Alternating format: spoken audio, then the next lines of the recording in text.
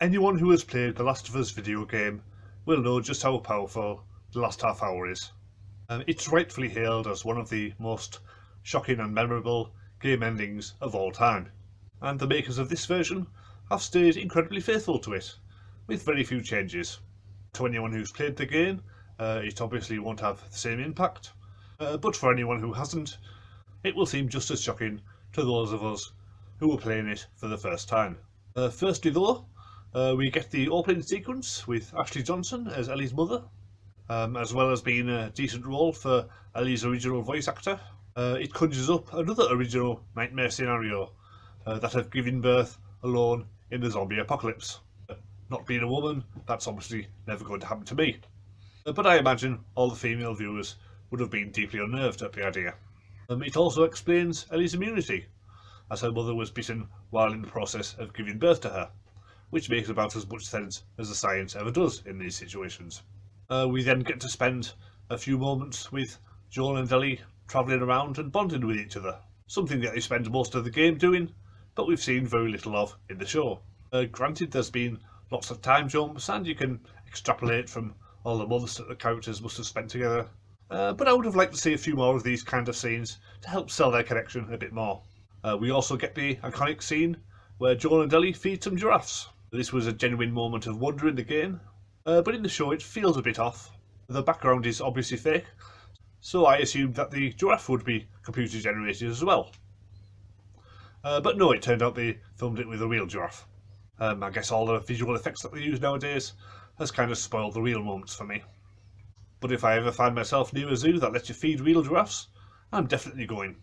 Finally, we get to the hospital scene, which is basically identical to the game. They could have taken the opportunity to explain some of the plot inconsistencies, like why Ellie has to be rushed immediately into surgery, without them doing weeks of tests on her first. I guess Marlene could have been running tests on her for years, and this was just the first time that they'd managed to get a doctor and all the necessary equipment together in the right place. But it's never really spelled out. The morality of Joel's actions hits differently here. In the game, you don't get a choice to just walk out of the hospital and leave Ellie to her fate. You're pretty much forced to kill everybody or die yourself.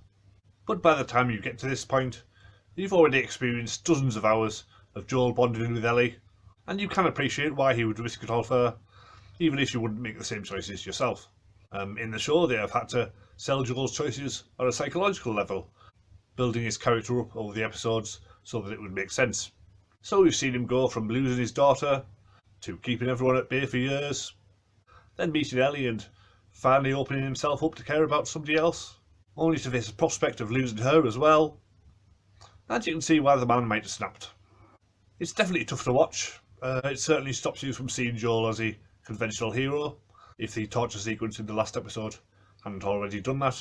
But I guess he was never supposed to be a hero. He's a flawed three-dimensional human being, and who knows what any of us might have done after going through the same things.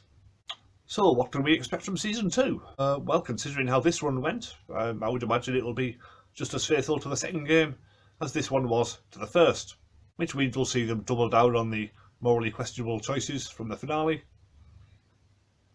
and we'll see even more characters turn into revenge-obsessed psychopaths. And I imagine it'll be just as tough to watch as it was to play. Hopefully Bella Ramsey will be up to it. On an acting level, she can certainly do it. But she still looks a little bit too young for the Ellie of Part 2, I would say.